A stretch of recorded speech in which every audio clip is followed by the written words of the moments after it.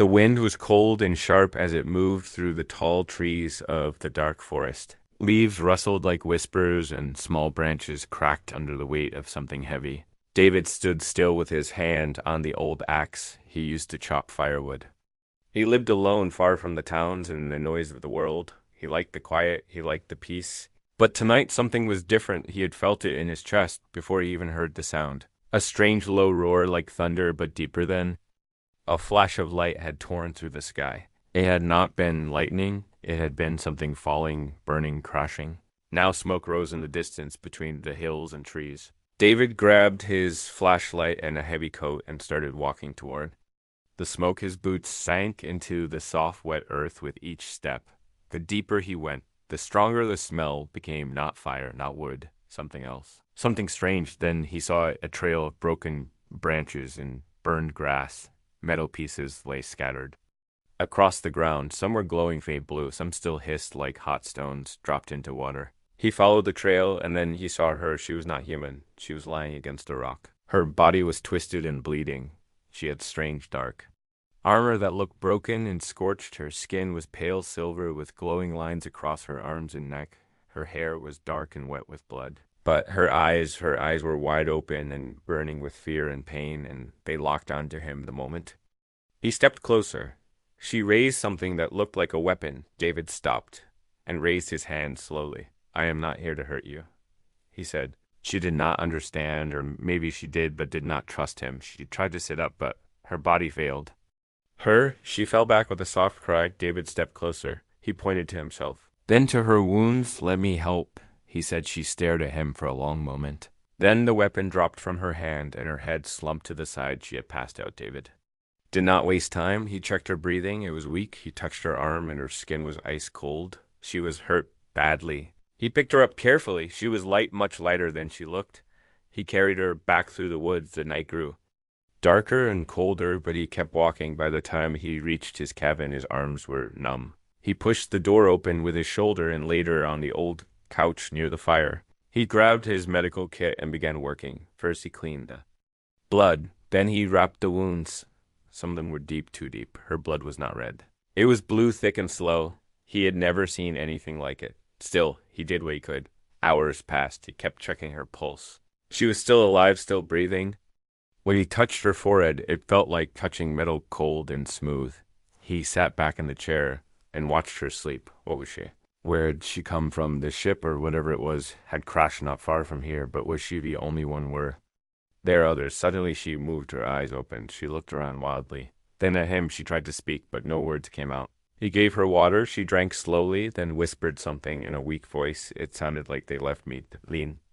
"Closer, who left you?" he asked. She did not answer. Her eyes closed again, and she went still, not dead, just sleeping again. He sat back and looked at her face. So different, so strange, yet something about her looked familiar in a strange way, like sorrow, like fear, like pain, the kind he had seen on the battlefield long ago. He knew what he had to do. He could not take her to the town. They would panic. They would call the police, or worse, he had to keep her hidden safe until she healed, until he knew more. Outside the wind howled again, but now it sounded different. Like a whisper in a foreign tongue, like a warning. David stood and walked to the window. He looked out into the trees. Dark shapes moved between the trunks too fast to quiet his breath. Caught in his chest, he turned back to her. She was sleeping again, but her hand was tight around the strange weapon. David knew one thing for sure. Whatever she was, whoever she was, she was not alone, and they were coming. Asterisk. The sun was still hiding behind the mountains when David opened his eyes to the sound of breathing that was not his own. Slow, steady, sharp, like someone trying to stay quiet while in pain.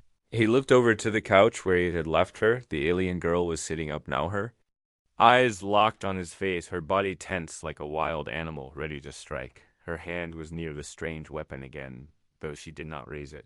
David stayed still, his hands open to show he had no harm in mind. She stared at him for a long moment. Then spoke. Her voice was soft but clear, and it hit him like thunder. "Why did you save me?" she asked. The words were perfect, not broken, not robotic, but smooth as if she had learned English long ago. David blinked, then answered without thinking, "Because you were dying?" She tilted her head like she was studying him. Her eyes were not like human eyes. They held more than fear or anger. They held confusion. He asked her name, but she paused, then said Karen slowly, like it was a name she had not used. In a long time, she asked where she was, and he told her Earth deep in the woods away from cities and people. She looked around his small cabin, her gaze landing on every object with quiet wonder. The fire, the blankets, the wooden walls, the old photos. Hanging near the door, you live alone, she said. David nodded. It is safer, he replied. She nodded too, like she understood that more than anything else. Later, he gave her more water and helped her sit better. Her wounds were healing faster than any human. Wounds would still. She winced every time she moved. She refused painkillers. She said her blood could reject human chemicals. David did not argue. He just watched her eyes sharp, cold, but not cruel. She asked him if humans always help strangers. Laughed once and said not always, only when we remember we are human. She looked down at her hands and said nothing for a long time, then whispered they left me for dead. My people, my team, my ship, when I was injured, they called me unfit, broken. They followed orders. No rescues, no second chances, only survival. David listened in silence. He had heard words like that before. In war. From soldiers who were abandoned by their own leaders. She looked at him again. You are strange, she said. David shrugged and smiled a little. I get that a lot. That night, the wind returned louder than before. The trees outside bent and creaked like they were warning of something. Karen stood near the window, her weapon in hand. Her eyes scanned the darkness. David stood beside her and asked what she saw. She did not answer, just pointed toward the forest edge. They're looking for me, she said. Not to save me, to erase the mistake. I should not have survived. He asked how many. She said too many. They will not come as friends. They do not understand mercy. He asked what they would do if they found her. She looked him in the eyes, and then she looked away. We run at first light, she said. This place is no longer safe. David nodded and began packing what little he needed. Old gear, first aid, a map. Some food. She watched as he moved quickly. But calmly, you are not afraid, she said. He looked up. Of course I am, he replied. But fear does not stop me at dawn. They stepped out into the cold air. The sky above them was gray. And heavy. Karen walked slowly, still weak, but her steps were steady. David led them through the trees using trails only he knew. Paths no drone or alien scout would ever notice. They moved for hours, always listening, always watching. Once they heard a distant humming sound. It came from the sky, like a whisper from a machine. They hid under thick branches, holding their breath. A silver shape passed overhead. Silent, scanning, searching. When it was gone, Karen spoke again. They will not stop. Not until they confirm I am no longer breathing. She looked at David. They will kill you too. For helping me, you are now marked by their law. David nodded. Then we better make sure they never find us. They reached a cave before night one. David used to hide in during storms. It was small but dry and hidden behind rocks and thick brush. Inside they made a small fire. Karen sat near it. Her eyes glowed gently in the dark like embers. She looked tired but stronger. David asked what she would do if she lived. She thought for a moment, then said, I will return, but not alone. David did not ask what she meant, not yet, because in her voice there was something new. Not fear, not pain, but something sharper, something like hope mixed with fire, and he knew this was only the beginning. The wind was still when they left the cave early in the morning.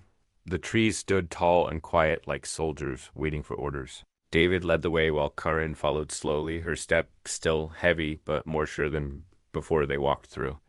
Narrow paths covered in moss and fallen leaves. No animals moved, no birds sang. It was too quiet.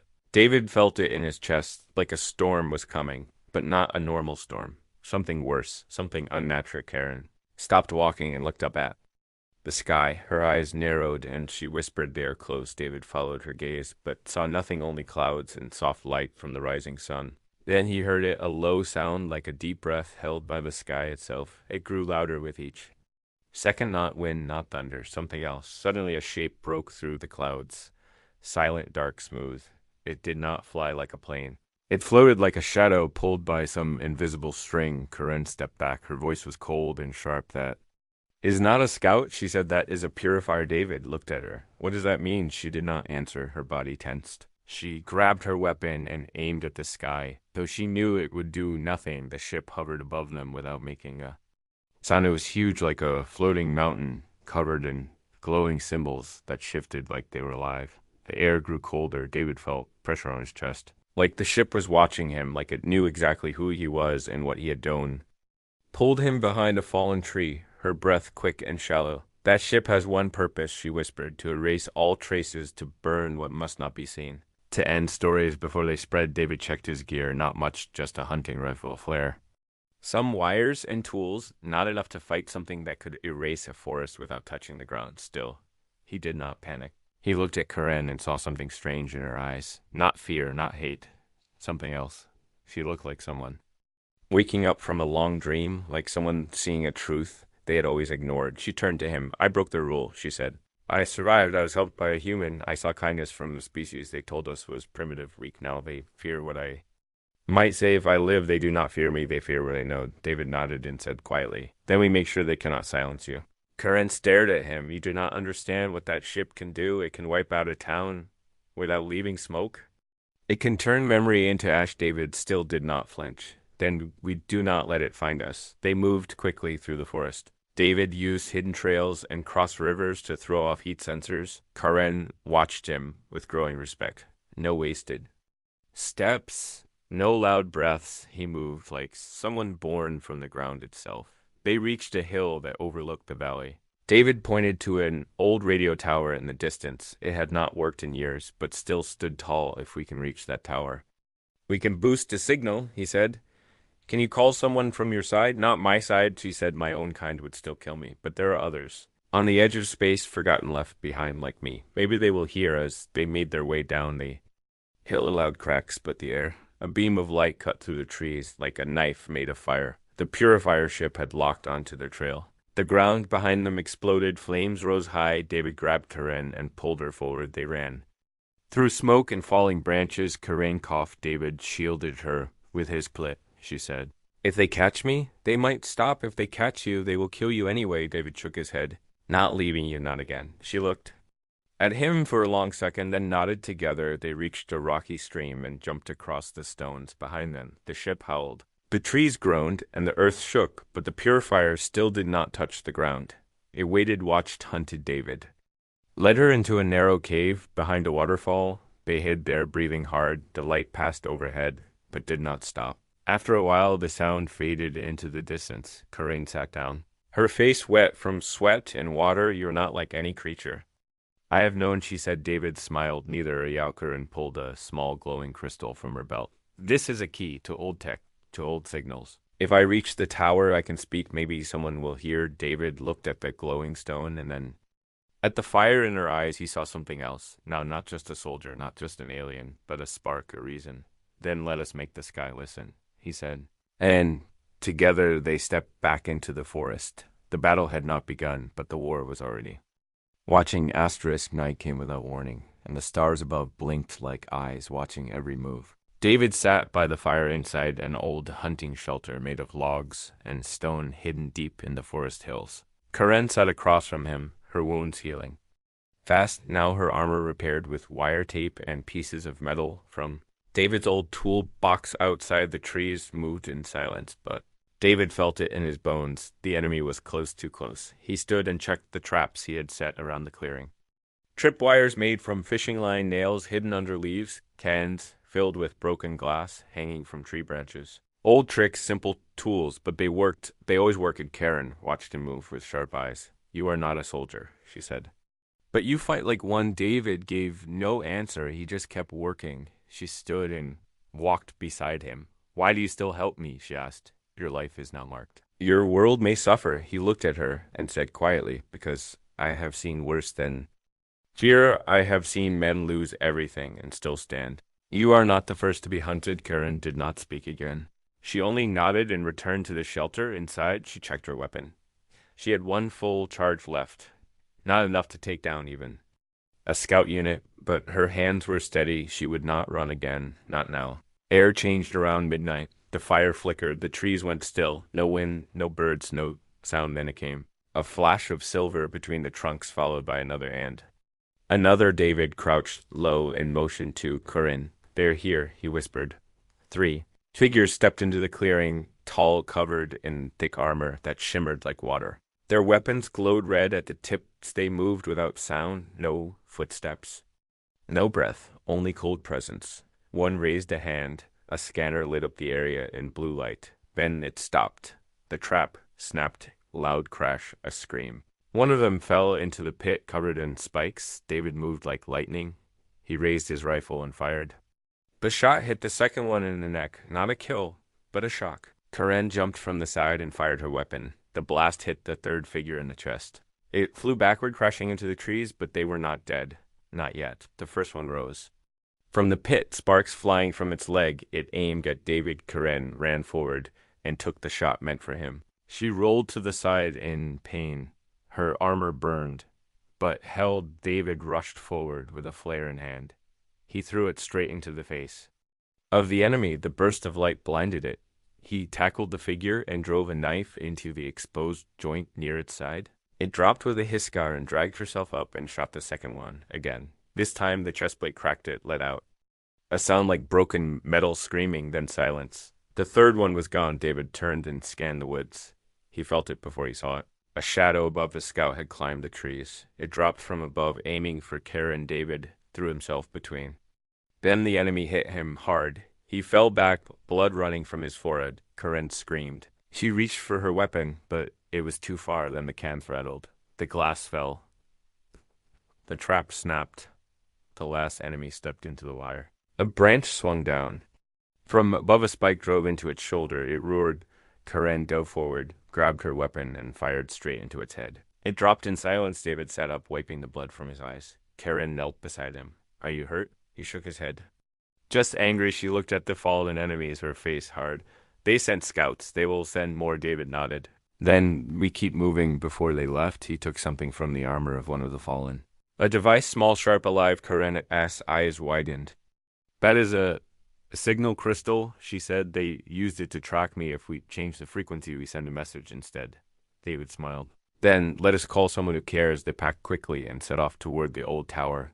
The fire behind them faded into the darkness, but something new burned now. Not fear, not escape, but purpose. Karen looked at the human walking beside her. She had seen soldiers, leaders, warriors, but never a man like this. One who fought not for power or pride, but for the simple right to help someone who was not his own. She whispered, if they feared what I saw before, they will fear what I have become now. David looked at her and said, let them. And they kept walking through the night together, with fire in their hearts and war behind their steps. The old tower stood like a broken skeleton reaching for the sky, its metal bones rusted and its wires torn by time and storms. David stared at it from the ridge above the valley, while Karen held the signal crystal tight in her hand. Clouds moved fast overhead and wind screamed through the trees, but the tower stood strong. We climb now, David said. Karen looked at him, then at the tower, and then she nodded without fear. They moved carefully through the underbrush, staying low as they crossed. Open ground, no sign of scouts, no sound of ships, but they knew the silence was not safety. It was the breath before the scream.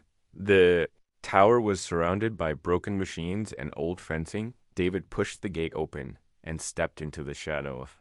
The steel structure of the stairs still held, but groaned under their weight. Step by step, they climbed higher through wind and cold air. Karen kept looking behind them, watching the trees below like a predator sensing other hunters at the top of the world.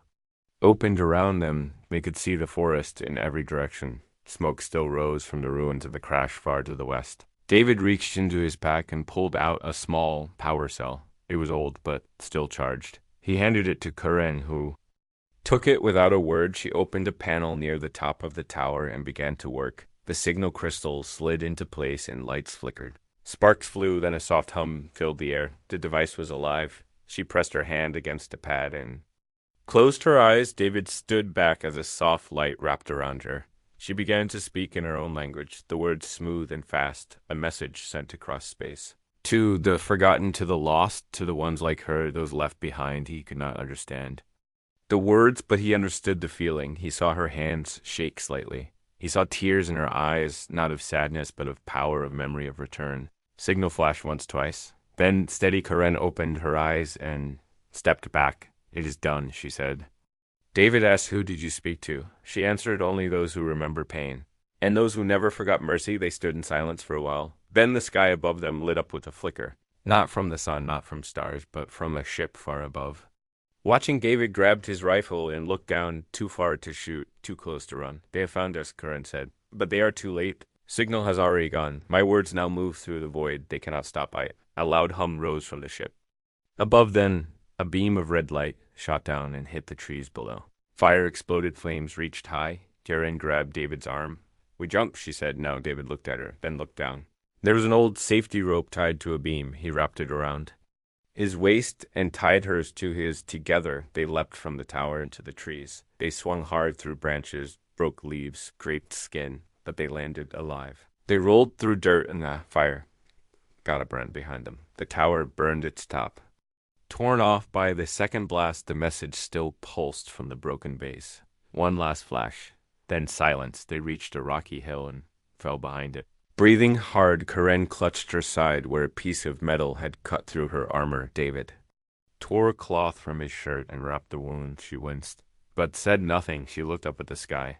They are angry, she said, because they were too slow, because they know what happens next, David asked what happens next. She looked at him. No, Wait, the ship stayed in the sky for a long time, then it vanished into the clouds without firing again. They will return with more, she said. David nodded. Then we returned with more too. They rested in the cave again that night. Karen kept the crystal near her heart. David checked his gear. Then he checked her wounds. They were healing, but slower now. She was tired. He could see it in her eyes. Still, she smiled a soft, quiet smile. I thought I would die alone, she said, but now I know I was wrong. You did more than save me. You gave me voice, and I used it. David looked into the fire. What happens if they answer? What happens if they come a car and whispered? Then the stars will change. And so will everything below them outside the cave. The wind moved again, but it no longer whispered of fear. It whispered of movement, of messages, of old soldiers waking from deep sleep, of something coming from far beyond the stars. And David, the quiet man from the woods, just nodded once and waited asterisk. The sky was not empty anymore. It began with a shimmer just above the horizon, a soft silver ripple like heat dancing on a summer road. David stood outside the cave, rifle across his back. Eyes narrowed as he watched the strange light grow. Karen stood beside him, her wounds wrapped tight, her face calm, but her fingers clenched around the signal crystal like it held her life. They had waited 3 days in silence. No fire, no noise, only the forest wind and the distant sound of birds returning to the trees. But now something was coming. The shimmer grew into a shape long and wide with sharp curves and glowing lines across its body. Not like the Purifier ship, not like the Empire's cold weapons. This ship looked old, scarred, repaired 1,000 times. Alive in its own way, Karen took a slow step forward, her voice soft. The game David asked who. She said the ones they left behind. The ship hovered above the valley, then slowly descended. Its landing quiet, its motion careful. It touched the ground.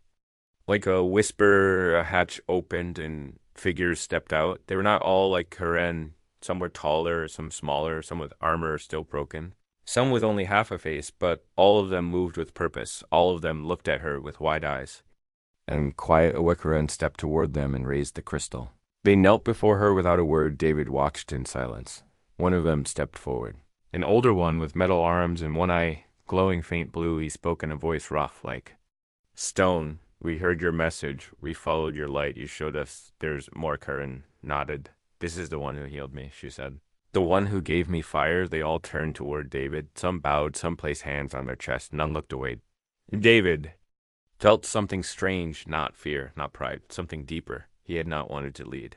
He had only wanted to help. But now they saw him as something more. He asked what now. Karen answered for them. Now we stand, now we fight, now we build what they tried to break. The days that followed were like a storm of hands and minds. They worked together. David shared what little tech he had. The exiles shared weapons and knowledge, older than Earth itself. They fixed broken radios. They dug trenches. They planted sensors in the trees. They turned the forest into a shield. More came each day, old ships, hidden in asteroids. Tiny craft drifting through space for years. One by one, they answered Karen's call. Some came walking, some barely alive, but all came with the same fire in their eyes. David sat one night near the fire watching the stars. Karen sat beside him. She wore no armor now, only a simple wrap across her shoulder. She looked tired, but peaceful. She spoke first. You changed everything, David. Shook his head. I just stopped when others walked away. She smiled. That is what changes things. Above them, the stars blinked. Then moved a shadow across the moon. The Purifier ship had returned. David stood. So did Karen. So did every exile hiding in the woods, but now they were not hiding. Now they were ready. The enemy sent a message. returned the traitor. Or face-cleansing, Karen sent a reply. Come and try. The ground shook the next morning as the Empire came down. More ships, more weapons, no mercy. But they found more than trees and animals. They found fire, they found traps and tech twisted by human hands. They found warriors with scars who no longer bowed. David led from the front, not with commands but with action. He moved through smoke and flame, pulling wounded back, fixing weapons, sharing breath. He fought with the strength of 10 men, not because of power, but because of purpose. Karen fought beside him, her voice carried through every channel. We are not forgotten. We are not broken. Oyer. The storm you created, the battle lasted for hours. Then days the sky burned, the earth cracked, but the line held in the end. The Empire fled. Their ships smoking, their pride shattered, and when silence returned, when only the wind remained, the valley stood still, breathing, still burning. Karen found David sitting by a tree. His face bloodied, his hands shaking. She sat beside him and said, "It is done." He looked at her. "No, it has only begun," she nodded. "Then let us build a new fire one the galaxy will never forget." The valley was quiet now, but not in peace. It was the quiet before a storm, not of rain, not of fire, but of something greater. Hope mixed with rage. David stood on the ridge, his hands wrapped in bandages, his face lined with dust and blood below him. The exiles moved like waves, steady, focused, silent. No orders needed. They knew what came next. The Empire had fled once, but they had not given up. The purifier was only the first. Now they were coming with everything. Karen walked to David, her steps strong, her armor reforged, her eyes sharp. She held a scroll of old metal, etched with symbols from her homeworld. "This was given to those who survived the impossible," she said. "But now I give it to you." David took the scroll and looked at it. "I am no." Commander Karen smiled. "You are more than that. You are the reason they rose." Across the sky a tremble passed, not thunder, not wind. The stars shifted. Then the Empire arrived. Dozens of ships broke through the clouds. Not quiet this time, not hiding this. It was a message, a warning, a death sentence. But David did not run. He turned to the exiles. He turned to the broken and the brave. He raised his voice for the first time, not in anger, not in fear, but in promise. They think we are few. They think we are weak, but they forget we have already died once. They forget what rises when you leave someone behind. That exiles raised their weapons. They roared without sound, and the forest shook in reply. The Empire landed hard tanks with legs, troops with glowing eyes, drones with wings that cut the air. They marched forward with the pride of a machine that never knew loss. David moved like wind through the trees. Every trap was ready, every line of fire set. The forest was no longer a home. It was a shield, a sword. A voice, Karen, led the charge from the east. Old rebels came from the west.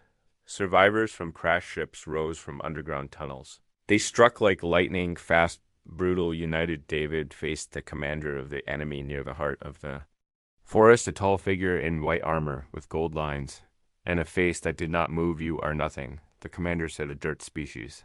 "A soft mistake," David replied. "Then why are you afraid?" They fought, not with strength, but with will. David dodged, countered, used the forest as his blade.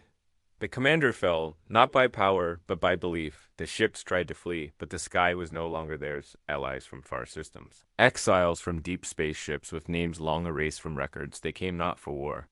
But for David, they called him many names: the healer, the spark, the firewalker. But to Karen, he was only the man who stopped in the forest and said, "Let me help." When the battle ended, when the last ship fell, the valley was still, but it breathed. David stood in the center. Around him, aliens knelt, humans watched from afar. The signal had spread beyond Earth. Other worlds had listened. Other hands had lifted weapons, not for power, but for change. Karen walked to David and placed the scroll in the ground. "This is the beginning," she said, "not the end." David looked to the stars. They were not quiet anymore. Messages moved between worlds. Some full of fear, some full of fire, all carried the same words. He healed one, and she came back with an army, not to destroy, but to rebuild. The galaxy would not forget his name, because he never asked to be a hero. He only chose to care when it mattered most, and sometimes that was all it took to change everything forever.